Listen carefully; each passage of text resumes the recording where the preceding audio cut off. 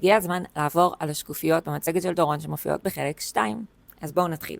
השקופית הראשונה מכניסה אותנו לאווירת הדייט השני של איתי ודורון, שהיה דייט מאוד מוצלח, והתרחש בגן העצמאות, זכרו לברכה, בירושלים.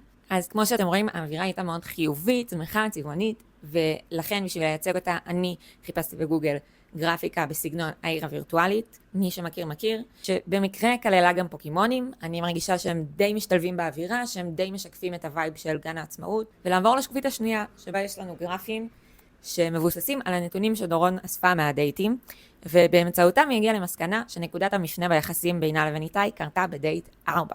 היא אספה 3 נתונים מרכזיים: כמה זמן נמשכו הנשיקות ביניהם בשניות, מה המרחק שבו הוא עזב אותה ביחס לדירה שלה בסוף הדייט, וכמה כסף הוא היה מוכן להוציא עליה בכל דייט.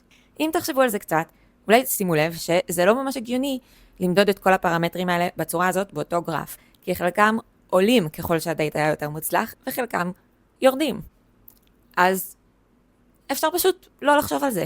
אז אם אתם רוצים לדעת מה קרה בדייט מספר 4, שהיה כל כך פטלי למערכת היחסים של איתי ודורון, תלחצו follow ותראו את התשובה בקרוב מאוד בחלק מספר 3 שהתפרסם כאן.